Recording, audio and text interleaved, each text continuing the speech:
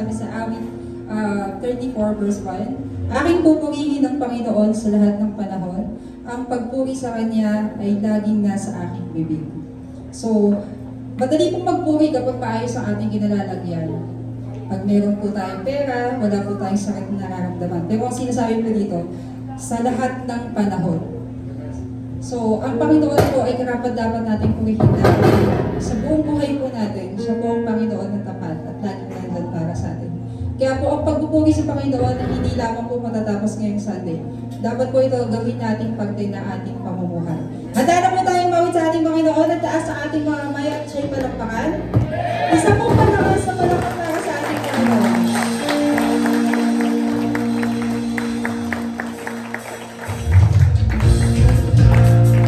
Araw-araw tayo magpuri sa ating Panginoon.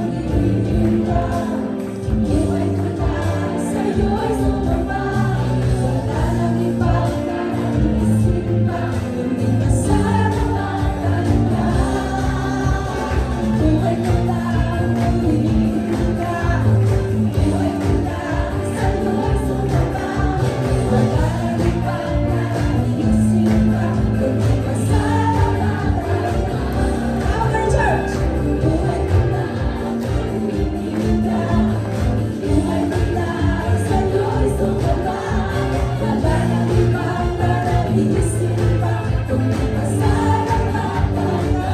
Ito na! Buhay ko na ang pulihinda, buhay ko na sa'yo'y sumamba. Wala nang ibang nanaisin pa, kundi pasalamatan ka. Salamat, salamat, O Jesus, sa pag-ibig mo. Walang ibang nagmahal sa akin na katulad mo. Salamat, salamat, O Jesus, sa pag-ibig mo. Ako'y magsasaya sa piling mo. Salamat, salamat, O Jesus, sa pag-ibig mo. Walang ibang nagmamahal sa akin na katulad mo. Salamat, salamat, O Jesus, sa pag-ibig mo. Ako'y magsasaya sa piling mo. Ako'y magsasaya sa piling mo. Ako'y magsasaya sa piling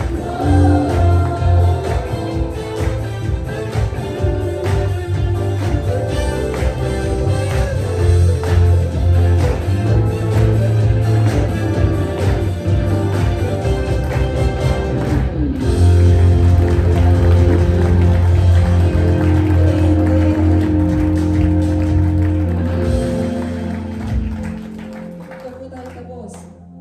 Patuloy pa po natin aawitan ng ating Panginoon. Dahil deserve po ng Lord at lahat ng papuri at pagsamba natin. Itaas po natin ang ating mga boses sa ating mga kalakasan sa ating Panginoon dahil ang lahat ng ito po ay galing sa Kanya. Ang Panginoon na hindi nagbabago mula noon hanggang ngayon. Ang Panginoon na hindi tayo iniwan. Patuloy na gumagabay at nagmamahal sa atin. Awitan natin ating Panginoon ng ating puso.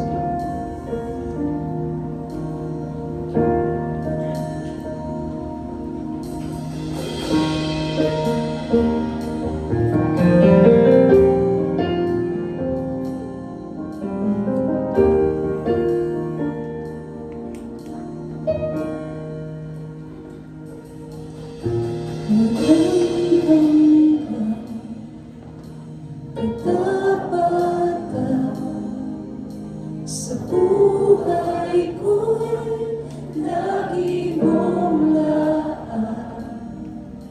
Dahil ito, dahil sa biyaya mo, habang buhay mapupuri sa'yo.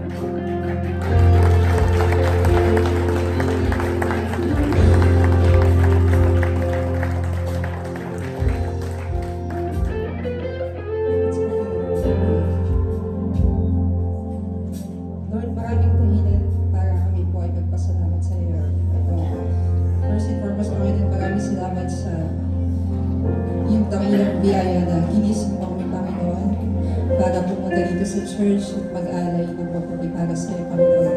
Maraming salamat sa kalakasan. Maraming salamat po sa presensya ng bawat isa na nandito, Panginoon.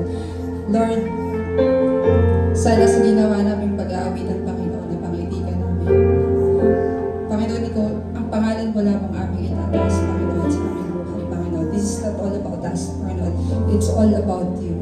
We are singing for your greatness, Panginoon. Pinapahayag namin sa buong mundo how good you are, how faithful you are in our lives, Panginoon. Ang Panginoon na mula noon hanggang ngayon, hindi kami pinabayaan, hindi nagbabago, at tapat sa buhay namin, Panginoon. Maraming salamat, Panginoon. Sa araw po na ito, Panginoon, ang mga gagamitin mo pong tao para ipahayag yung salita, Panginoon, kayo po yung mag-usap sa kanila, Panginoon, na ang lahat ng mensahe na aming maririnig, Panginoon, ay aming may isagawa sa aming buhay. At pag-uwi namin, Panginoon, ay may share namin ito sa aming mahal sa buhay. Panginoon, kung ano man po yung mga shortcomings namin, humihingi po kami na kapag-aral with all our humble heart, Panginoon. Maraming salamat po, Panginoon. Ito po ang aming sabat na langis. Labis ng pangalan ni Jesus. Amen.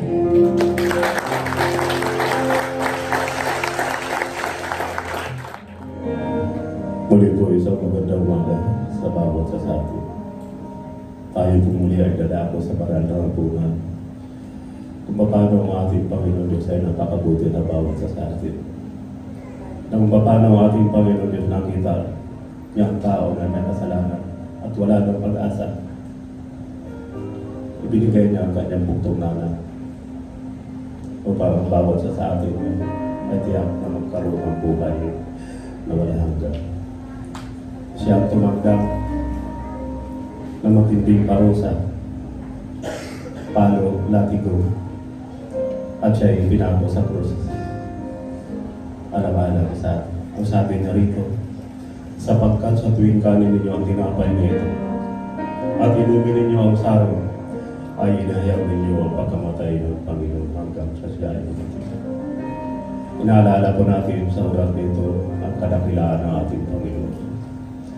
At dahil natin o ang bawat sa atin ay maging karapat-dapat sa kanyang walang na harapan.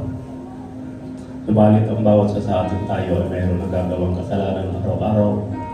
Kaya ang sabi na rito, sapagkat ang kumakain at uminom ay kumakain at uminom ng atol sa kanyang sarili kung hindi niya kinikilala ang katawan ng dugo ng Panginoon. Sa oras na ito, tayo po ay manalangin. Ilapit po natin ang ating mga kasalanan sa ating Panginoon Diyos. Sapagkat ang banal na hapunan, ito po ay banal sa ating Panginoon Diyos. Ayaw niya ng ating mga puso ay mayroong mga kasalanan bilang pag-alala sa simbolo ng kanyang dakilang. Hinihiling ko po ang lahat na tayo ay manalangin. Ama namin Diyos, Diyos na lubang makapangyarihan sa lahat. Muli po sa umagang ito kami po ay nagpapasalamat. Sapagkat muli sa umagang ito ay binigyan niyo kami ng panibagong araw, panibagong lakas. Ang lahat ng ito ay sa iyo lamang nagulat at kayo lamang ang pagbibigay. Kaya parapat kang pasalamatan mo sapagkat napakabuti mo. Bagamat kami ay hindi naging mabuti sa iyo araw-araw. Bagamat kami ay nakakagawa ng mga pagkakamali. Bagamat sa aming mga lakad kami ay hindi ayon sa nais mong lakad, Ama. Subalit ang iyong pag-ibig ay nanatili pa rin sa amin. Lagi niyo kami sinusubaybayan sa ating mga lakad. Pinagtatagumpay sa lahat ng mga pagsunod. Ilinalayo sa aming mag-uwi ng pagkakasala. Ulit na buhay, napakabuti niyo. Narito kami sa iyong banal na harapan. Nais naming alalahanin ang kadakilaan na kung paano iyong binigay yung buktong nanan upang ang bawat sa amin ay magkaroon ng buhay na walang hanggan. Ama, patawarin niyo po kami, Ama, sa oras nito ang aming puso.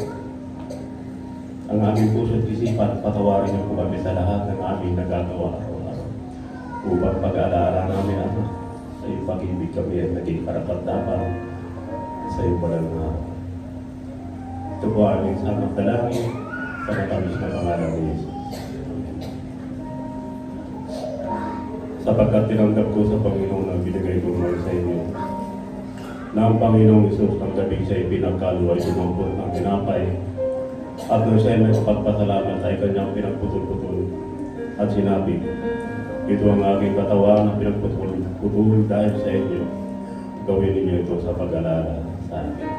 Sabay-sabay po natin tayo.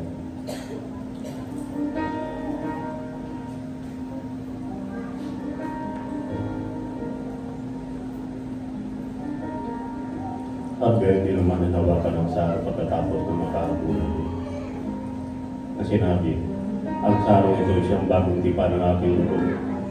Gawin niyo ito sa tuwing kayo magsisilong sa pag-alala sa atin. Sabay-sabay po natin.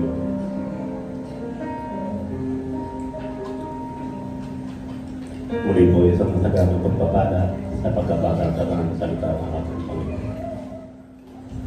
Amen! Good morning po ulit! Good morning! Kumusta po yung ating praise and worship? Nakaka-bless po, di ba? Ngayon, dadago po tayo sa isa pang aspeto ng pag-praise at pag-worship po natin. Dito naman po, magpupuri tayo, magpapasalamat tayo through our giving. Pero bago tayo magsimula po sa ating pagbibigay, alam niyo po ba yung typical na meaning ng stewardship o tagapangasiwa? Pag sinabi po tayong steward tayo o tagapangasiwa, tayo po ay parang nag-aalaga po. Kaya inaalagaan po natin ang anumang resources ng blessings meron po tayo. Nakalagay po kasi sa Deuteronomy 8:18, but you are to remember the Lord your God, for it is He who is giving you power to make wealth. So makikita po natin dito sa Deuteronomy, si Lord po nagbibigay ng kakayahan natin. Yes, nakakapag-aral tayo, meron tayong sariling kaalaman, pero si Lord po nagbibigay ng kaparaanan kung paano tayo magkakaroon ng wealth po.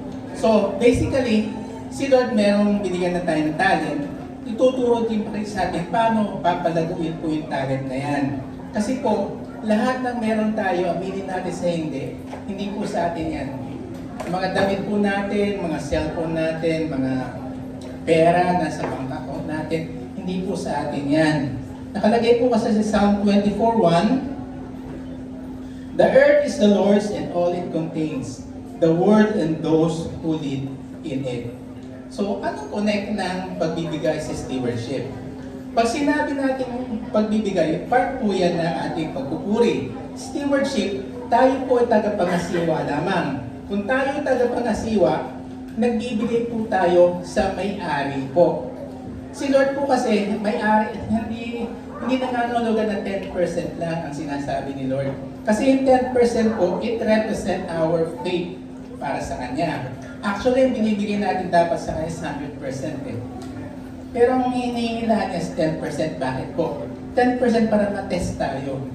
Kung ako, sabi ni Lord, kung ako susubukan mo, pagbubuksan niya durungawan ng langit po. Kasi ganito po yan. Sabi nga kanina, kay Lord na po lahat. So dapat nangangasiwa lamang tayo. So bakit natin kailangan ng stewardship mentality? Sabi po dito sa 1 Timothy 6:9-10, we are to protect our worship. But those who want to get rich fall into temptation and a trap and many foolish and harmful desires which plunge people into ruin and destruction. For the love of money is the root of all sorts of evil. And some by longing for it have wandered away from the faith and pierced themselves with many griefs. Kasi na umiikot ang focus natin sa pera. Hindi po dapat umikot ang buhay po natin kay Lord. Si Lord ang may-ari, si Lord ang magbibigay. Huwag nating gamitin ng pera para sinasabi natin parang bibilhin natin posisyon natin sa langit. Hindi po. Yung pera po, tool lamang po yan. Tagapangasiwa tayo, gamitin natin ang pera para lumago po ang kaharian ng Diyos. Ikalawa, it prepares for us accountability. 2 Corinthians 5-10, for we must all appear before the judgment seat of Christ, so that each of one may receive compensation for his deeds done through the body in accordance with what he has done, whether good or bad. Also, kung tagapangasiwa po tayo, we will be accountable. pagharap po natin kay Lord. Maaaring tanong sa atin, kamusta ang pamumuhay mo? How did you manage the talents, the gifts that I have given to you? Was it used for the furtherance of the kingdom of God? O pang sarili lamang po? So kayo po makakasagot doon. Ikatlo, we are to promote peaceful living. Proverbs 9 to 10. The fear of the Lord is the beginning of wisdom, and the knowledge of the Holy One is understanding. So if we fear the Lord, reverence fear for the Lord, yung pagbibigay po natin, masaya po tayo nagbibigay. Kasi yung pagbibigay po, one form of worship, kung sa pag-praise and worship natin, masaya tayo, kumakanta tayo, nagtataas ng ating kamay, why not? Sa pagbibigay, nakangiti rin po tayo, bukal sa loob po natin. Sabi nga po dito ni Randy Alcorn, stewardship is managing God's blessing, God's way for God's glory. So, since ang pera na meron po tayo galing kay Lord, we are to manage it for His glory. Amen po? Let's bow our heads and let's pray. Father God, in the name of Jesus, Lord God, we thank you, Lord God, for this opportunity na makapagpuri kami sa inyo through our giving. Lord, may you help us, Lord God, to become good stewards of the blessings that you have given each and every one of us. Help us, Lord God, to manage, Lord God, the resources that you have given us. Help us, Lord God, to be used, Lord God, for the furtherance of your kingdom through our giving, Panginoon Diyos. Lord, may you bless our work, our businesses, and our other endeavors, Lord God, at naman po maging daluyan kami na magpagpapala po, Panginoon Diyos. Maraming po salamat. In Jesus' name we pray. Praise the Lord. Amen. And today, we're going to talk about you multiply. Let's talk about making disciples that multiply. And let us all stand up and let us hear the word of God from Matthew. Basahin ko po sa King James Version. Matthew chapter 28, verse 18 hanggang 20. And Jesus came and spake unto them, saying, All power is given unto me in heaven and in earth. Go ye therefore and teach all nations, baptizing them in the name of the Father and of the Son and of the Holy Ghost, teaching them to observe all the things whatsoever I have commanded you. And lo, I am with you always, even unto the end of the world. Amen. Let us come to the Lord in prayer.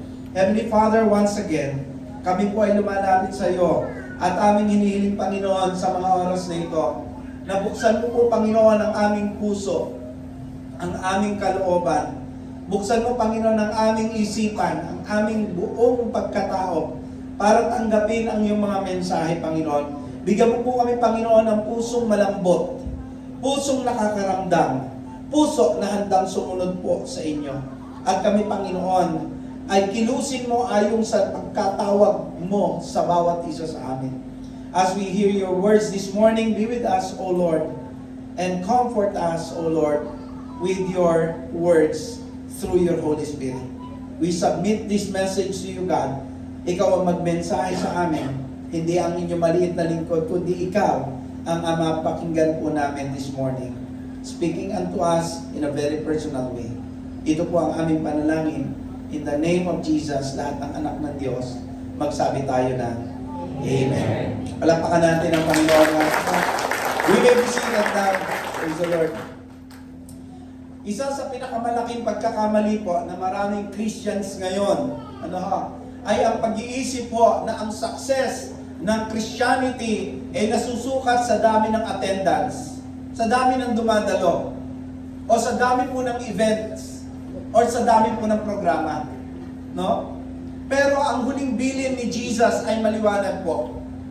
Hindi po yung pag-build ng crowds, hindi po yung pag-create ng programs, hindi po yung pag-build ng iba't ibang activities ang binili niya.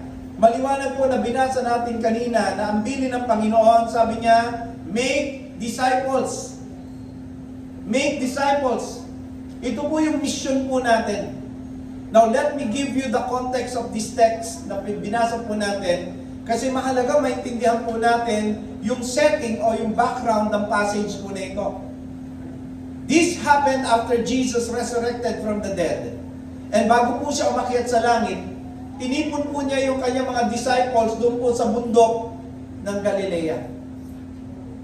And bear in mind mga kapatid, itong mga taong binilinan niya, ito yung mga taong hindi ko perfecto.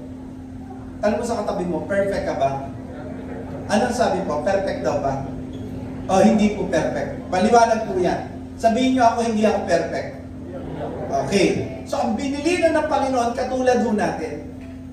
They were also imperfect people like us. Ito po yung mga binilinan niya, mga duwag. Duwag ka ba?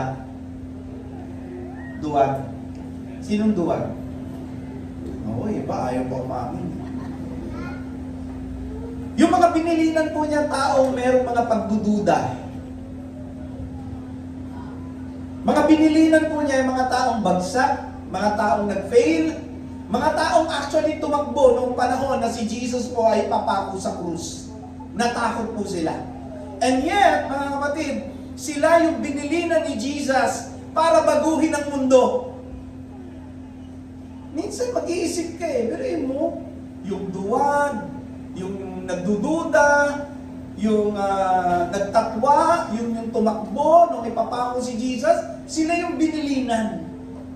Aba, napakaganda pong lesson po na tinuturo nito sa atin. Alam niyo po kung ano yun? Hindi po naghahanap si Jesus ng perfect vessels. Naghahanap siya ng willing vessels. That's the lesson. Hindi po hinahanap ni Jesus yung perfect. Katulad mo at katulad ko, katulad po nila, hindi ho tayo perfect. Pero ang hinahanap ng Panginoon, willingness. Yung willing vessel. And bago umalis ang Panginoon, binigyan niya sila ng misyon na until now ay nagpapatuloy. Ano po yung mission po na yon? Sabi po, go and make disciples. Ang ibig sabihin mga kapatid, ang Christian life ay hindi lang tungkol sa pag-attend. Hindi lang po ito tungkol sa pagtanggap ng blessing. Ang Christian life po ay hindi lang po tungkol sa personal growth. Ito po ay tungkol sa pagpapasa ng buhay na tinanggap mo mula kay Kristo. It's about passing your life to another person. That's what we call discipleship. Pagka po ikaw ay disciple ni Jesus, dapat meron kang ibang inaakay patungo sa Kanya. Okay? May iba kang pinalalago ang pananampalataya. Diba? Meron kang ibang tinuturuan, magtuturo din po sa iba. Dahil ang tunay po na discipleship, hindi po natatapos sa addition. Ang tunay po na discipleship, nauuwi sa tinatawag po natin multiplication. Dumadami ka. Sa palagay mo, ilan na ang na-disciple mo? Ilan na ang dumami na naging katulad mo? Ilan na po? Marami na po kaya? Marami na kaya? Alam nyo, noong pong high school ako, meron po akong kaklase na kung tawagin po ay BI. Alam niyo po yung BI? Bad influence. Ang lakas po niyang makapagparami. Noong una, isa lang siya. Pero nagkaroon ng kaibigan. Naging dalawa na silang BI. Bad influence. Ang bilis magparami ng masama. Ito po ang tanong ko. Ilan po naman kaya yung napaparami natin dahil tayo po ay disciple ni Lord? Ilan na po kaya ang napagpasahan natin ng buhay natin, at naging katulad na rin po natin? Ilan na po kaya sila? Now, here are several things that we need to keep in mind about making disciples that will multiply. Number one, una po, discipleship starts with Christ's authority. Sabi ni Jesus, I have been given all authority in heaven and on earth. Yung binasa ko na sa verse 18. The mission of discipleship rests on the authority of the Lord Jesus Christ. Napansin niyo po ba yun? Bago sinabi ni Jesus yung go, ipinaalala muna niya kung sino siya. Okay? Sabi niya, I have been given all authority. Now, hindi po ito ordinaryong authority mga kapatid. This is an absolute authority. Authority over heaven, authority over earth, authority over demons, authority over sickness, authority over sin, and authority over death. Ang ibig sabihin mga kapatid, ang misyon na pinagagawa po sa atin, hindi po yan nakabase sa confidence natin, kundi nakabase po yan sa authority ni Jesus Christ. Ito po problema. Maraming believers ang tahimik. Christian sila, pero tahimik. Hindi sila nagsasalita tungkol sa faith nila. Maraming Christians ang ayaw ikwento yung faith po nila. Kasi ang sabi nila, hindi naman ako magaling magsalita. Hindi ko kabisado ang Bible. Natatakot ako, baka mamaya ma-reject ako o hindi nila ako pansinin. Teka muna, tandaan po natin mga kapatid, hindi ikaw ang source ng authority. So hindi ikaw ang magdi-decide. Klaro ho ba yun? Maliwanag po ba sa atin? Hindi ikaw magdi-decide kung dapat ka bang mag-share o hindi kasi mahiyain ka o ikaw ba ay magaling sa Bible, hindi po ikaw ang authority. Gusto ko maging maliwanag po sa atin, ang pinaghuhugutan po natin ng power and authority kung bakit gagawin mo yung pagdi-disciple na iniutos ni Jesus, hindi dahil magaling ka, hindi dahil matapang ka, hindi dahil marami kang alam sa Bible, kundi dahil yung authority ni Jesus Christ ay nasa sa'yo. Tignan niyo si Moses. Nang tawagin siya ng Diyos, parang katulad din natin. Si Moses, ang daming dahilan. Ang sabi ni Moses, hindi ako mahusay magsalita, Lord. Sabi niya, paano po kung hindi sila maniwala? Ang sabi ni Moses, Lord, pwede ba pumili ka na lang ng iba? Sino po dito yung mahiling magturo? Pagka binibigyan ng ministry, ako lang siya, ano na lang po. Sino po dito mahiling magturo? Umamin na kayo. Sabi mo sa katabi mo, parang ikaw yung topic ngayon. Mahilig magturo. Kasi akala natin ang authority tayo. Kaya pag binibigyan po tayo ng tungkulin, tinuturo po natin yung iba. Para tayo si Moses. Pero hindi po sinabi ng Diyos na, Moses, maniwala ka sa sarili mo. Believe on yourself. Hindi po ganun ang sinabi ni Lord kay Moses. Hindi po. Ang sabi po ng Diyos ay ganito, I will be with you. Exodus chapter 3, verse 12. The authority came from God, not from Moses. And ganun din po tayo ngayon. Ang authority to make disciple, hindi galing sa'yo. Ito po ay galing sa Panginoong Jesucristo. Alam niyo po yung parang delivery rider? Yung delivery rider, may authorization yan galing sa company. So it doesn't matter kung mahiyain ba siya ba ay magaling mag-drive, doesn't matter. Actually, what matters most ay yung pong authority na ibinigay sa kanya ng company. Hindi po siya basta-basta papasok sa subdivision dahil feeling niya magaling siya mag-drive. Bakit pumasok ka dito? Siyempre magaling ako mag-drive. Di ba sasabihin niya? Pag pinara siya ng guard, bakit ka pumasok dito? Anong kailangan mo? Hindi niyo na itatanong matapang ho ako? Hindi yung gano'n.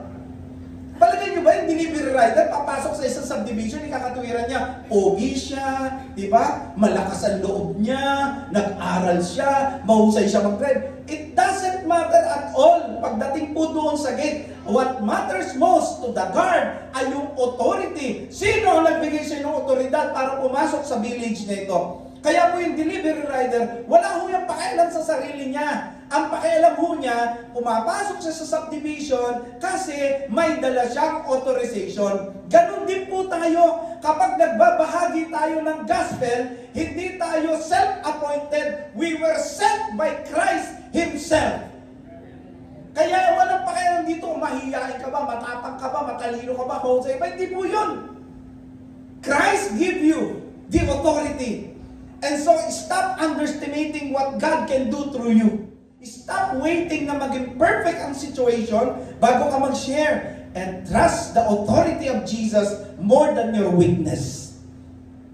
Sometimes, minamagnify natin masyado yung weakness natin Hindi po yun. Ang ating pong bigyan ng pansin ay yung authority na binigay sa atin ni Jesus. Nasa school ka, you have the authority to share the gospel to your classmate. Nasa office ka, may mga office mates ka, God has given you authority to share Him to your office mates. May kapitbahay ka, God has given you the authority to share the Lord Jesus Christ to your neighbor.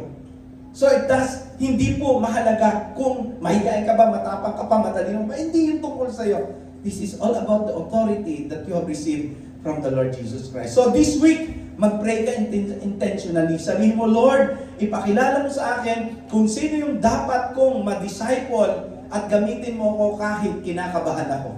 Sino po dito yung kinakabahan pag magsishare? Sino po? Ako po, aamin po ako sa inyo, kinakabahan po ako. Itong itsura ko na to, kinakabahan pa ako to. Hindi ako nagbibiro. Just to share with you, Sister Carol na malengke kahapon. Alam niyo, ang problema sa San Pedro, wala kang parking, pero meron kang palengke. May palengke, walang parking. Kaya one time, naguhulihan doon. Kinausap ko yung authority na nanguhuli at nagsusulat ng mga sabi ko, sir, pwede ko kayo makausap. Sa akin, sir, bakit po? Sir, tanong ko lang, yung po bang mga pumaparada ko dito sa gilid na ito, hinuhuli po ninyo? Opo. Okay. Sir, tanong ko lang po, bakit nyo po hinuhuli sila? Mali po parking nila. Meron po ba kayong tamang mapagpaparkingan?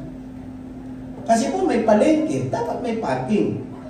Wala, sir. Bakit hindi po kayo magpatayo ng isang malaking building na doon po ay parking area. Tapos lagyan nyo po ng 40 pesos per hour ang singil. Kikita pa ho ang ating local government. Magpatayo kayo ng gano'n. Parking building. Yan. Yan kasi dito, naunang palengke. Oo nga. Anyway. So dahil wala akong parking, pumunta ako sa McDo. Hindi para mag-breakfast. Para maghintay po kay Sister Carol. Ito, meron po ako laging flyers sa sasakyan. Naubos na ngayon. Kahapon, dala ko yung flyers. And then, naka-shorts lang po ako kahapon, parang ordinary get-up, pero mukhang kagalang-galang pa rin naman. Dito ka lang tumingin, mukha ng kagalang-galang pa yun. So, pagpupo ko doon, I was sitting beside a couple na nag-uusap and they were about to finish their breakfast. Ano po? Breakfast meal. And then, inaabangan ko po talagang matapos po sila. Because they have this very intimate kwentuhan. Ano po? Huwag kayo mag-alala. Hindi ko pinakinggan yung pinagkukwentuhan nila. Pero alam ko very intimate yung kwentuhan nila. But it's something about business. Anyway. Bago po sila matapos, kinuha ko po yung aking 2 flyers. At sabi ko sa kanila, good morning po. Pwede po bang magbigay sa inyong flyers? Sabi ng babae, ay, sige po. Sure po. And then yung lalaki, kinuha rin po niya. Tapos po, lumipat na ako ng upuan. Paglipat ko po, there was a guy na pupunta po ng casino. Hindi ko naman alam pupunta siyang casino. Nag-isa po ako doon sa table and then sabi ka, pwede po bang makiupo? Sabi ko, pwede po. Sabi niya, kapagod, ang init. Ay, totoo po, ang init po talaga. Sabi ko, saan po lakad niyo? Sabi niya, casino. Oh, magkakasino po kayo. Ayaw, susunduin ako dyan. Oh, talaga po. Maglilibang, sabi niya. Ilan taon na ho kayo? 78. Oh, you don't look like 78 po, ha? Anyway, bago kayo umalis, meron po kayo ibigay sa inyo. Ito po, libre po ito. Salamat, sabi niya. Saan church to? Church of Christ po. Church of Christ? Ano yung Church of Christ? Ito po ang church na tinayo ni Jesus Christ, founded in Jerusalem, nakarating ng Judea, Samaria, nakarating ng Europa, nakarating ng Amerika, 1901 na makarating sa Pilipinas. So hindi ito yung Iglesia ni Cristo? Hindi po. Okay. Uy, andyan yung service ko. Sabi ko. Sige, titignan ko to. And then, after po noon, another magnanay naman. Bago po ako umalis, kasi tumawag na si Sister Carol, Daddy. Yes, Daddy. Sabi mo ako dito. Saan? Monterey. Yes, ma'am. Okay. Bago po ako umalis, nagbigay po ako ng flyers doon sa dalawa. And I pray dahil po mga binigyan ng flyers, mga kapatid. Biyaya ng Diyos, makakilala po sila. Maging daan po yung flyers. Na hindi po ako nahihiya. Ba't naman ako mahihiya? Hindi naman ako yung authority. Ang authority po ay si Lord. So kapag may opportunity, mag-share ka, huwag mong palampasin. Sabi mo nga sa katabi mo, huwag mong palampasin, kapatid. Pangalawa po. Discipleship requires movement. Tingnan niyo po yung verse 19. Therefore, go and make disciples of all nations, baptizing them in the name of the Father, and the Son, and the Holy Spirit. Ang sabi po dyan, therefore, go. Sabi ng verse 19. A disciple is not called to stay comfortable, but to move missionally, mga kapatid. Ang Christianity po, hindi po to spectator life. Hindi po tinawag tayo para umupo lang, para makinig lang every Sunday at tumanggap. Hindi po. Tayo po ay tinawag para ipadala. Okay? Ang salitang go po, mga kapatid, ay action word. Ibig po sabihin, merong movement, no po, may initiative, at merong intentionality. Halimbawa po yung Thursday. Alam niyo ba mayroong tayong kabola, ka-Bible? Kapangunan ni Pastor Git. No? So I intentionally went there last Thursday and we shared the gospel. Kasama po sila Brother DJ, sila Kuya Billy. Actually, si Kuya Billy po ang pinakamalakas maghatak ng kabataan. Ganyan po talaga pagkakabataan. Bata po yan si Kuya Billy. Lakas maghatak ng kabataan. So ang dami po doon. There were about 15 to 18 or 20 na kabataan and we have the opportunity para i-share yung gospel that time. So grab natin yung opportunity mag-share ng gospel. Tatandaan po natin mga kapatid, ang disciple ni Lord, mga kapatid, lumalabas yan sa comfort zone. Para nang sa ganun ay tuparin yung kanyang calling. Maraming Christians ang gusto, no, na gamitin ng Diyos, pero ayaw umalis sa comfort zone. Gusto nila ng blessing. Taas mo yung kamay ng gusto ng blessing. Yan. Gusto mo ng protection ni Lord. Protection. Yan. Sino po ang gusto ng provision? Yung provision ni Lord. Sino po nagmi-mission? Ayun ang problema naman talaga. Diba? Gustong-gusto niyo yung provision. Pero pag sinabing mag-mission, ay, teka muna. Yan. Kakaproblema po tayo pagkaganyan. Isipin niyo si Abraham. Tinawag po siya ng Diyos. Ang sabi sa kanya, leave your country. Genesis chapter 12, verse 1 to 4. Hindi pa niya alam yung buong plano, pero sumunod siya. At doon nagsisimula ang malaking purpose ng Diyos sa buhay po niya. Alam niyo po, minsan, yung breakthrough sa buhay natin, nasa kabilang side ng obedience. Sino po dito ang gusto ng breakthrough? Sumunod ka lang. Sabi mo sa katabi mo, sumunod ka lang. Diba? Parang flashlight mga kapatid, diba? Walang silbi ang flashlight kung naka-off, nakatago sa drawer. Uy, relate tayo dyan, diba? Nitong nakaraan po, nagpa-brown out. Sino po dito nakaranas ng brown out? Tapos nagpalamig sa mall. Okay, ako hindi sa mall, nagpalamig po sa isang food chain. O, kung may mag-alala, kasama po, hindi tayo nagkita-kita. Nung nag-brown out po, ano po, siyempre hindi ka naman nakahanda. Yung cellphone mo, no, tinitipid mo yung battery. Bakit po? Baka hindi bumalik agad yung kuryente, so wala kang gagamitin. Pag ginawa po namin that time, nag-ikot po kami kung saan kami pwede magtambay kasi po napakainit. And also, noong time na yun, hindi pa kami naghahapunan. So nakapaghapunan po kami mga around 12 na ng madaling araw. Ikot-ikot po kami. Buti na lang po, mayroong mga 24 hours food chain. So kumain po kami doon. Doon muna po kami nagstay hanggang magkaroon ng ilaw. Parang flashlight, like what I've said, mga kapatid. Kung nag-brown out, pero yung flashlight mo, walang silbi, dahil nakatago, siguradong hindi mo makikita kung saan ka pupunta. Ano po? The purpose of light is to shine where there is darkness. Ganon din po ang believer. Sabi mo nga sa katabi mo, ganon ka din. Tama. Hindi ka iniligtas ni Lord para maging comfortable. Niligtas ka niya para maging ilaw. Sabi mo sa katabi mo, ilaw ka. Amen. Amen po ba? So, treat your workplace, mga kapatid, as mission field. Treat your classroom as mission field. Treat your family as mission field. And stop waiting for perfect time. So, this week, mga kapatid, intentional kang kumausap ng isang tao tungkol kay Lord. Hindi kailangan mag-preach agad. Just start a simple flyer, katulad ng ginawa ng inyong lingkod. A flyer about goodness and bad news. Let's start with what we call encouragement. Baka yung tao kailangan po ng panalangin. Doon tayo magsimula. At i-share po natin yung kabutihan ng Diyos. Tanong ko po, mabuti po ba ang Diyos sa inyo? Na i-share nyo naman.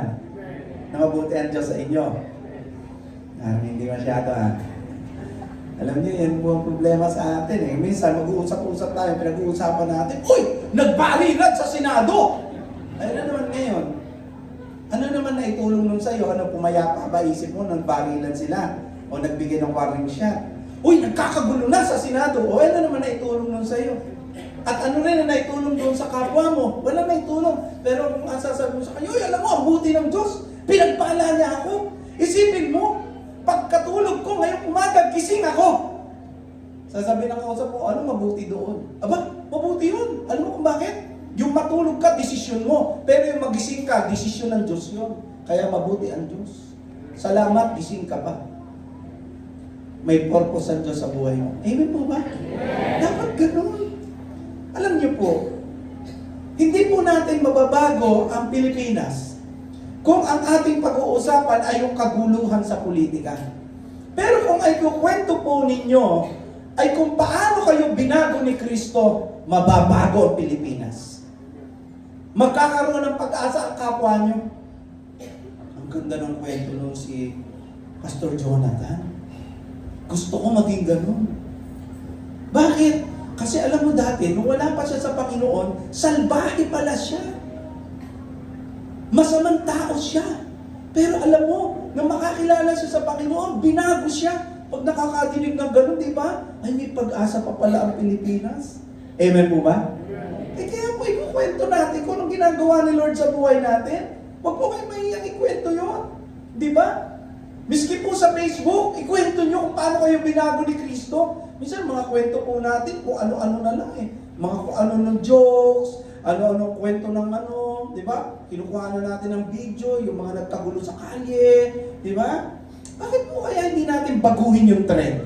Gawin po kaya natin ikwento yung kabutihan ng Diyos at maniniwala ang mga tao na may pag-asa ang Pilipinas dahil merong Diyos na kayang bumago ng tao, isa ka doon sa binago niya. Amen po ba? Tanong ko po, may binago po ba ang Diyos sa inyo? Hindi po, pag-isipan niyo mabuti. Meron po ba? Ano ka ba dati? At ano ka na ngayon? Di ba? Di ba, sa kwento, alam mo dati, chismosa ako. Pero ngayon, chismosa pa rin. Kaya na ang chinichismis ko na ngayon, si Lord. Di? Amen? Amen? Di ba? Ganun. Amen po ba? Hindi po yung ang kwento po natin, lagi na lang, wala akong pera. Di ba dito lagi nagkukwento na wala siyang pera? Uy, ayaw umami. Hindi pa ako nagkukwento, nagchat-chat lang. Wala akong pera ngayon. Baka meron ka. Pautang. Mga kapatid, baguhin natin yung istorya. Tignan po natin yung magandang bagay na ginagawa ng Diyos sa buhay po natin. And intentionally, ikwento po natin yon. Huwag po tayo makomportable na nakaupo lang, walang ginagawa. We are blessed to bless other people. We are called to shine. Kaya dapat magliwanag ka. Magliwanag ka. Amen? Amen. Pangatlo po, this is the third. Discipleship is more than conversion. Balikan natin yung 19. Sabi po dyan, therefore, go and make disciples of all nations, baptizing them in the name of the Father, and of the Son, and of the Holy Spirit. At sabi po, make disciples. Jesus did not command us to make fans. Ano po? He commanded us to make followers. Alam niyo po, subok na natin na madaling magpataas po ng attendance. Madali yung magpadami ng attendance. Ano? Especially sa mga special event. No? Alam niyo kung anong mahirap? Ang mahirap po yung magpalalim ng discipleship. Madali yung magpa-attend. Magsabi ka lang po na, ito, bigyan ko lang po ang sample. Gusto niyo pong mapuno ito ng gusto? Gusto niyo po? Madali lang po. Mamigay lang po tayo ng iPhone 17. Opo, madali lang. Halimbawa po, maglagay po tayo sa Facebook, sa Church of Christ San Pedro, sa darating na May 31, mamimigay ng iPhone 17. Ang unang 200 katao ay makatatanggap po ng iPhone 17. Tingin niyo po, mag-uunahan kaya sila? O, hindi madali lang. Ito problema. Madali po mag-invite ng tao eh. Ito ang problema, yung magpalalim ng relasyon. Parang sa mag-asawa, di ba? Madali yung maging mag-boyfriend, mag-girlfriend, magpakasal. Pero pag mag-asawa na, teka muna, si pastor kulit ng asawa ko, tigas ng ulo mga ganyan na. Diba? Naireklamo ka na, samantalang muna, tontuwa ka, na yun na mapapangasawa mo. Ngayong asawa mo na makulit na, pasaway, madaldal, no? Hanggang panaginip, sinisermonan ka, tulog na, dinadaldalan ka. Ano mo yun? Pag ganyan. Mahirap po magpalalim. Pero ano pong utos dito? Make disciple. Alam nyo, subok na po natin to Mahirap talaga magpalalim pagdating sa discipleship. Kaya maraming churches puno ng attenders, pero hindi ng disciplers. Hindi ng disciples. Tanong ko po, kayo po ba ay member o disciple po? O tanyo, hindi nyo nga alam yung sasagot nyo. Sino po dito hindi naintindihan na naman yung tanong ko? Kayo po ba ay member o disciple? Disciple. So, sino po dinidisciple nyo? Meron po ba? Ayan, sawa. O. Yung isa, sawa. Sawa na. Yung isa, wa. Wa di sinidisciple, wa. Mga kapatid, pag sinabing ikaw ay disciple ni Lord, no? You are called, no? And then sabi po natin yung pangalawa, dapat sinusuko mo yung sarili mo, niiwanan mo na yung dating buhay mo, at binabahagi, ini-impart mo yung buhay mo sa iba. Diba? Why? Because discipleship is costly. Ang tunay na disciple po ay sumusunod kahit uncomfortable yan.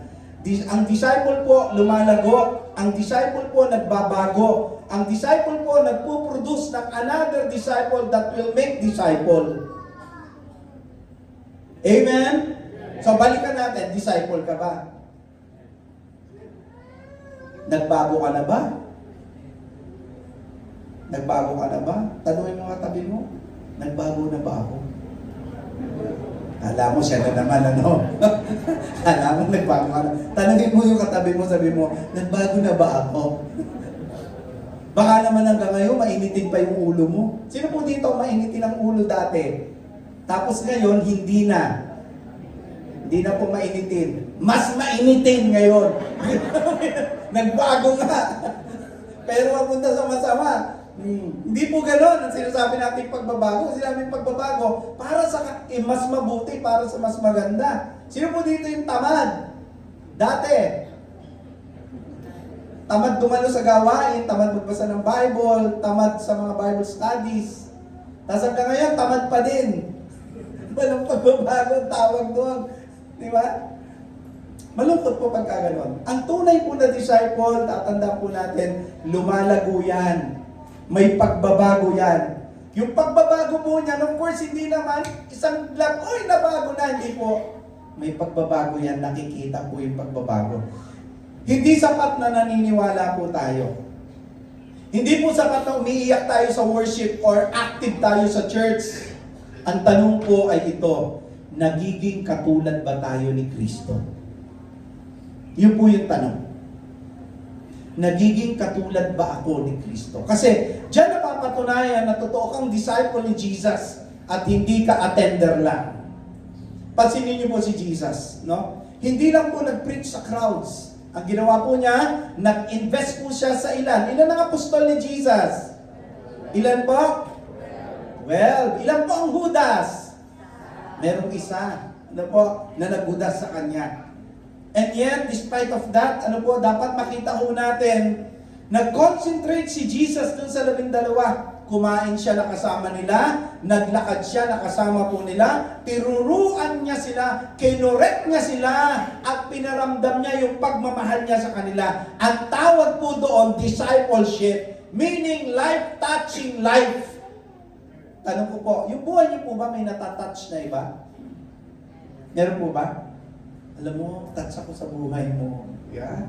Nabibless ako. Alam mo, every time yung nakikita kita, nabibless ako. Ang sarap ng gano'n, di ba? Hindi yung, alam mo, every time nakikita ko yun, gusto ko magtago. Bakit? Uutangan na naman tayo niyan. Masakit sa tayo ngayon. Di ba? Pero pagka po yung tao, nabe-bless na nakikita kayo, ay naku, napakasarap po ng ganon. Bakit po? Big sabihin, may buhay na na-touch dahil sa'yo. Ito po ang tanong ko, meron bang ibang buhay na na-touch ng buhay mo?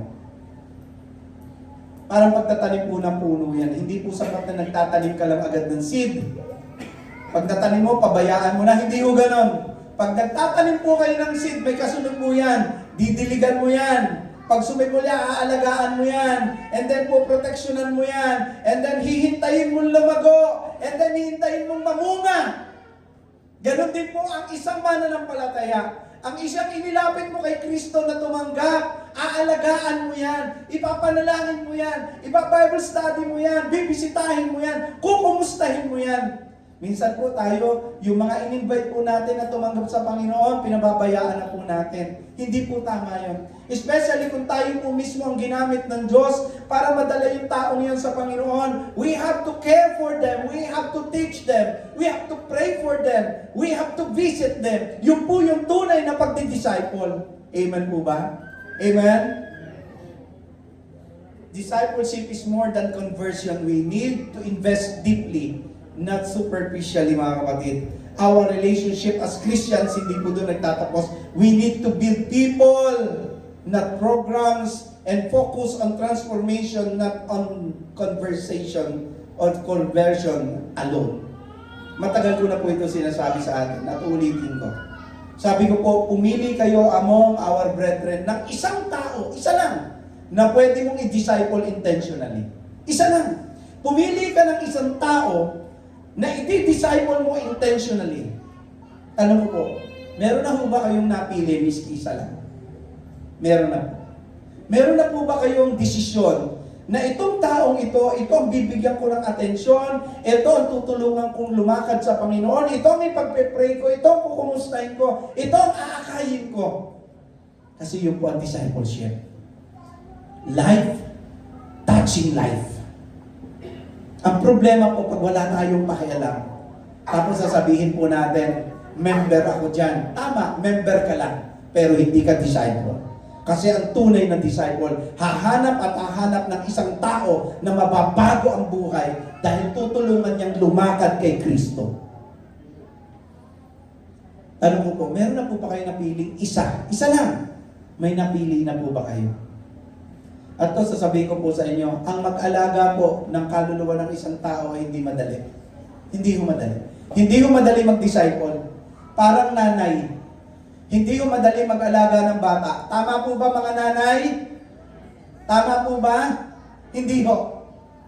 Magmula po doon sa iyong pagdadalang tao hanggang sa iyong isilang yan, hanggang sa paglabas niyan, hanggang sa iyong pagdadala niyan, hanggang sa iyong pag-feed, hanggang sa iyong pag-aalaga sa kanyang kalusugan, hanggang sa pagpapalit ng lampe, ng damit, hanggang sa siya po ay lumaki at maging full-grown katulad mo. Katabi mo ngayon, ang nanay mo, naandyan, naaalala mo siguro, bago ka sumapit sa edad mo na yan, laki ng hirap ng nanay mo. At gusto ko malaman po ninyo, we are all spiritual parents para sa mga bagong mananampalataya. Hindi madali mag-alaga ng mga bagong mananampalataya. Tsatsagain mo. Dahil lalo na pagkabago, matitisurin. Ang mahirap yung matanda ang matitisurin. Matanda ka na sa mananampalataya, pero ikaw yung laging inaalalayan, laging inaagapayan. Hindi ko ganun. Ibig sabihin po na hindi ka pa matanda sa mananampalataya, matanda ka lang sa sampo, sa panahon. Tumanda ka lang sa edad, pero hindi ka tumanda kay Kristo. Mga kapatid, hindi ko ganun kadali. Pero kung tayo po ay merong goal, na yung buhay po natin makatouch ng buhay ng iba, maniwala po kayo sa akin, sabi ng Panginoon, sasamahan kita. So sa bawat ginagawa po natin, kasama po natin ang Panginoon, sa bawat taong dinidisciple po natin, kasama natin ang Panginoon. Sabi ng Lord, and lo, I am with you always, to the very end of the earth. At narito ako'y kasama ninyong palagi hanggang sa katapusan ng sanlibutan. Meaning, habang ginagawa mo, na-disciple yung isang tao, ang kasama ninyo ay si Lord. Ang sabi niya, in 2 or 3 gathered in my name, I am in the midst of them. The moment na nag-decide ka, pumili ka ng isang kapatiran o isang bagong mananampalataya na i-disciple mo, mararamdaman mo kasama mo si Kristo. Sometimes hindi natin maramdaman yung kilos ng Diyos at nagrereklamo tayo at nagsasabi tayo na, bakit ganun? Parang hindi ako na-bless. Bakit ganun? Parang hindi ko naramdaman ng Diyos. It is because wala kang dinidisciple. It is because wala kang tinututukan na isa. Ang tutok mo, sarili mo. Kapatid, pag ang tutok mo, sarili mo, walang touch ng life sa buhay ng iba. So this morning, God is calling you into a real discipleship, not just an attender. You can always attend here, every Sunday, every Wednesday, every activity. Pero ito ang tanong, disciple ka ba talaga o attender ka lang? Kasi if you are truly a disciple of Jesus, if you are truly a disciple of Jesus, then your life must touch people's lives. Dapat may buhay na nababago dahil sa buhay mo. Pangapat po, discipleship requires obedience. Sabi mo nga sa katabi mo, huwag matigas ang ulo. Sino po umaamin dito bukod sa akin, matigas ang ulo? Eh kung hindi po ako binago ni Kristo, matigas pa rin ulo ko. Ano sabi ng verse 20? Look at this verse. Teach these new disciples. Look at this. Teach these new disciples to obey all the commands I have given you. And be sure of this, I am with you always, even to the ends of the age. Teaching them, teaching the new disciples to obey. Sabi po ng verse 20, biblical teaching is not complete until it produces obedience. Biblical teaching is not complete until it produces obedience. And napakaraming Christians ngayon na maraming alam sa Bible, maraming pinopost sa social media, pero kulang sa application. Maraming verses sa isip, pero walang nababago sa buhay. Alam nyo, hindi po impress ang Diyos sa dami ng verse na alam natin. Ang gusto po niya, transform life. Hindi sapat na alam mo magpatawad. Kailangan po nagpapatawad ka. Hindi po sapat na alam mo na mahalin ang kaaway. Dapat marunong kang magmahal ng kaaway. Hindi po sapat na alam mo mag-pray. Dapat nagpe-pray ka mismo. Amen po ba? Kailangan manalangin ka. Hindi po sapat na alam mo yung mag-share ng gospel. Kailangan ginagawa mo to. Hindi po sapat na alam mo yung Matthew chapter 28 verse 19 hanggang 20. Dapat ina-apply po natin ito. Sabi ni Jesus sa Matthew 7:24 hanggang 29, ang nakakarinig pero hindi sumusunod ay parang nagtayo ng bahay sa buhangin. Pero yung sumusunod daw po parang nagtayo ng bahay sa ibabaw ng bato. Obedience is foundation. Parang recipe video mga kapatid, di ba? Nanonood pa kayo ng gano'n? Sino mahilig magluto rito? Mahilig magluto? Mahilig magluto. Parang video recipe, uso na po ngayon yan eh. No? Kahit ilang beses mong panoorin yung video recipe na yan, hindi ka mabubusog. Sino mo dito yung nanood ng video recipe, busog na busog? Pastor, ang sarap ng adobo! Nakita ko po sa isang video kung paano po ginawa yung adobo. Pastor, ang sarap! Ang sarap! Nabusog ka? Tipo, mukhang masarap lang. Alam mo, hindi ka mabubusog. Bakit? Hanggat hindi mo niluluto yung napapanood mo, hindi mo yung matitikman. Eh, ganun din po sa Word of God. Kahit ilang beses mo yung pakinggan, kahit ilang beses mo yung basahin, kahit ilang beses ko yung i-preach, kung hindi mo susundin, hindi mababago at hindi mo matitikman yung magandang plano ng Diyos sa buhay mo. Mga kapatid, blessing comes through obedience. So, be an example for being a teacher. I-model natin yung repentance and humility and let people see Christ in your lifestyle. Na every time nakikita nila yung buhay mo, nakikita nila si Kristo. So, this moment, ask yourself, if someone copies my lifestyle, mas magiging malapit ba sila kay Jesus?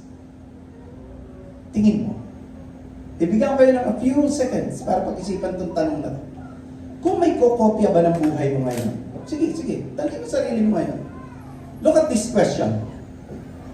Now, you ask yourself, if someone copies my lifestyle, sa ngayon, mas magiging malapit kaya siya kay Jesus?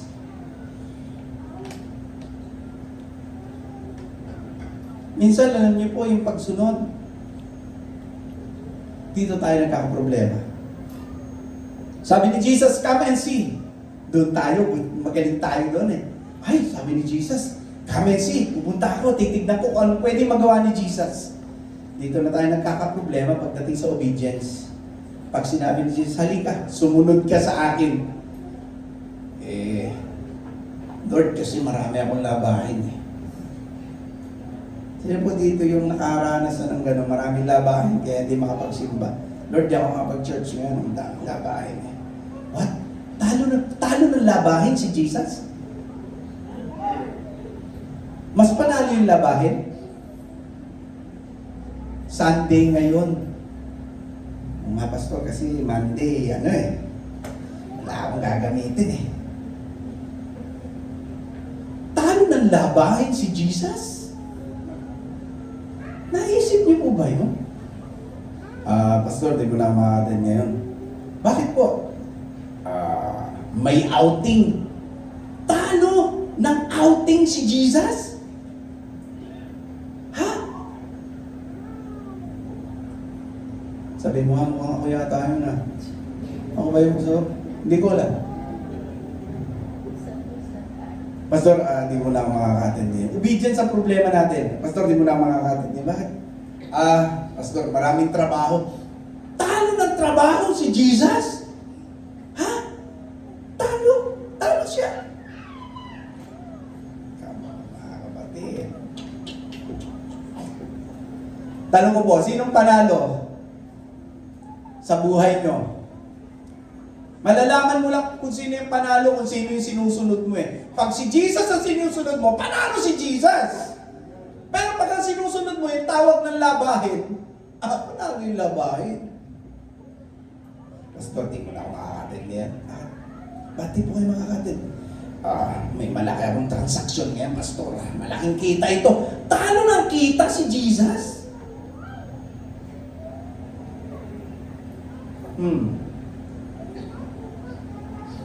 Siguro sabi natin ngayon, Pastor, ba't ganun yung turo mo? Parang nakaka-pressure. Parang naman pinapressure kami. Sige nga. Sige. Hahamunin kita ngayon. Ayaw mo ng ganyang pressure. Palit na lang kayo ni Jesus. Si Jesus, matindi ang pressure na inabot. Iligtas lang yung kaluluwa mo. Ngayon tatanungin kita.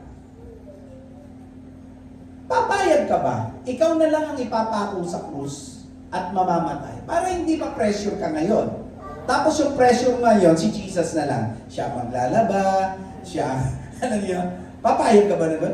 Mga kapatid, minsan, hindi ko maintindihan. Ang babaw ng ating pressure, hindi natin naiisip na yung pressure na inabot ni Jesus para lang iligtas tayo, sobrang tindi. Tanong ko po kayo, mas matindi po ba yung pressure na inabot nyo ngayon kaysa sa inabot ni Jesus? Palit kaya kayo, ikaw kaya ipako sa krus. Para at least hindi pressure yung paglalaba, pressure yung trabaho. Yung mga pressure na sinasabi natin, ang liliit lang na bagay niyan. Mas okay na yung ma-pressure ka ngayon ng ganyan, kaysa yung ma-pressure na ikaw yung ipapako sa krus. Sino po dito ang gusto ipapako sa krus? Sino po? Mamaya po, papagawa tayo. Papako natin. Wala nga po eh. Grabe po ang hirap nung sa cross. Kaya po kung ang problema lang po natin ay labahin, picnic, aya ng kaibigan, may lakad ang ganito. Huwag niyong hayaan na matalo po yung Panginoon ninyo, yung Panginoon natin, nang dahilan sa imbitasyon na to. Pastor, nakaka-pressure eh. Okay lang yan. Kesa ikaw ang ma-pressure dahil ipapako ka sa krus. Last na po ito. Are you still with me, church? Discipleship multiplies through Christ's presence. Sabi po doon, balikan po natin. Yung verse 20, sabi niya, I am with you always. The presence of Christ is the strength of every disciple maker. Tinawag po tayo ng Panginoon, and this is unstoppable calling. Ito ang maganda. Diyan sa unstoppable calling na yan, inassure tayo ng Panginoon, kasama po natin siya. Sabi mo nga sa katabi mo, kasama mo ang Diyos. Yan. Diba? Sabi ng Panginoon, I am with you. Napakalaking comfort po nito Dahil ang mga disciples, mga kapatid, katulad po natin, napapagod, napaprostrate, nadidiscourage. Pero pag nalaman mo na kasama mo ang Panginoon, ito nagbibigay ng lakas sa iyo. Kasi may mga taong na-encounter po tayo na matigas ang ulo, matigas ang puso, paulit-ulit sa pagkakasala, di ba? Sinasabihan mo, ayaw makinig. Kung minsan mismo ikaw nadidisappoint ka sa sarili mo, di ba? Pero ang misyon ay hindi nakadepende sa lakas po natin, nakadepende sa presence ni Jesus. Doon sa Matthew chapter 14, verse 22 to 33, nung yung disciples po ay humarap, no, sa matinding bagyo. Natakot po sila habang binabagyo sila o binabayo sila ng malakas na hangin at alon. Pero nung makita po nila si Jesus, nagkaroon po sila ng peace. Nawala po yung takot. The presence of Christ changes fear into courage. Parang bata po. Di ba ang bata po takot sa dilim? Totoo po ba yan? Totoo ba yan? Takot ang bata sa dilim. Pero kahit na po madilim, yung takot niya mawawala pag alam niyang kasama niya yung kanyang magulang. It's the same thing, mga kapatid. Hindi lagi mawawala ang difficulty, ang pressure sa pag-akay sa tao. Pero pag alam mo kasama mo si Lord, nawawala po yung takot. Amen po ba? Sabi mo nga sa tabi mo, huwag kang matakot kasama mo si Lord. So depend on prayer. Every day. Don't disciple people on your own trust and strength, mga kapatid. Huwag kang magtiwala sa sarili mo. Hindi mo kakayanin talaga. Kung nagdi-disciple kayo, ang kasama ninyo ay ang presence ng Panginoon, doon ka dumipende. Stay connected to Jesus. Before every ministry, before every conversion, mga kapatid, before every Bible study, laging mag-pray. Lagi mong sabihin, Jesus, samahan mo ako. Nagpe-pray ko ba kayo ng gano'n? Always ask the Lord to be with you. Now here's my challenge. Ang tunay po na disciple, hindi lang siya saved, hindi lang po siya growing, hindi lang siya serving, siya po ay multiplying. Sabi mo sa katabi mo, mag-multiply ka, kapatid. Amen, di ba? Alam niyo, kung lahat po tayo magdi-disciple ng isa, ang bawat isa po ay magdi-disciple din, imagine po yung impact. The gospel spreads through multiplication. Hindi mo kinakailangan maging famous, maging theologian, hindi mo kinakailangan maging perfect. Ang kailangan mo lang maging available. No? Because Christianity was never designed to stop with you. Remember, we have this unstoppable calling. And this month, God calls us, no, to this calling. You are called, you surrender, you grow, and you multiply. Ikaw ang tunay na disciple. Hindi ka lang tinawag, hindi ka lang susuko, hindi ka lang personal na lalago. Ikaw po ay mag-aakay ng dadalhin kay Kristo because discipleship is not complete until it multiplies. Ang discipleship po ay hindi kompleto hanggat hindi po ito nag-multiply. Tayo po lahat ay tumayo.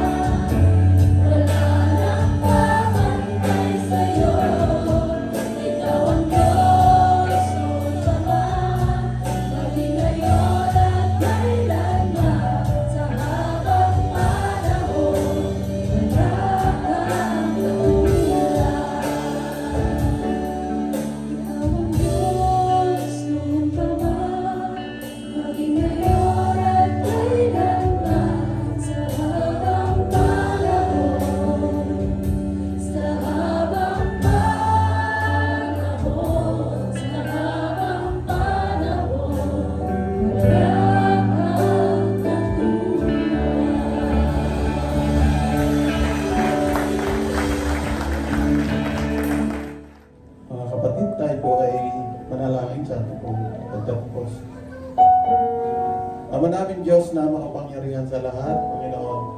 Maraming salamat po, Panginoon. At muli, kami po, Panginoon, ay magtatapos sa aming gawain na punong-puno po kami ng pagpapala, Panginoon.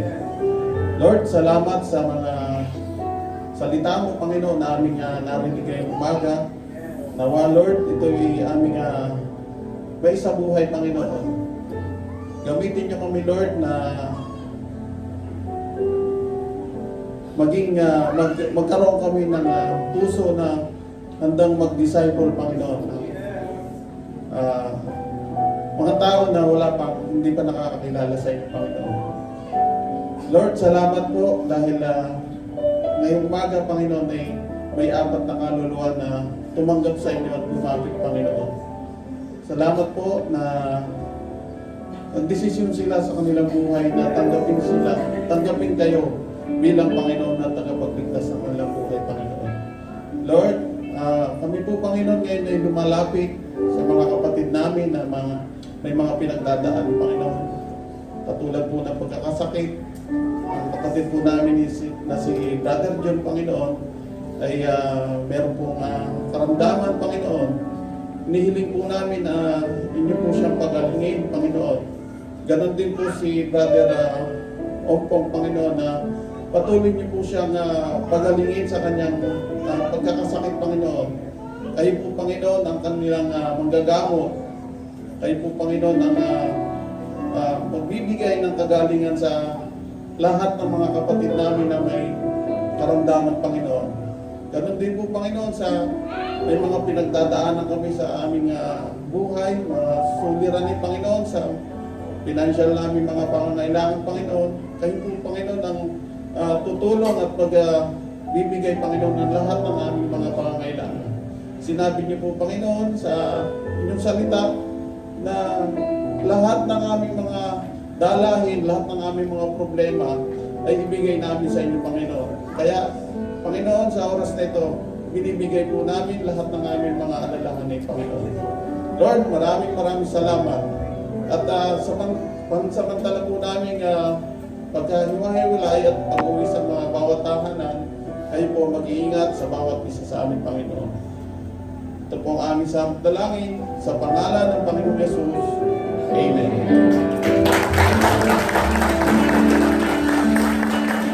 Tanggalin po natin mga kapatid ng pagpapala. Naway lumago kayo sa kagandahang loob at pagkakilala sa ating Panginoon, tagapagligtas na si Jesucristo. Sa kanyang kalwalatian, ngayon at magpakailanman. Amen.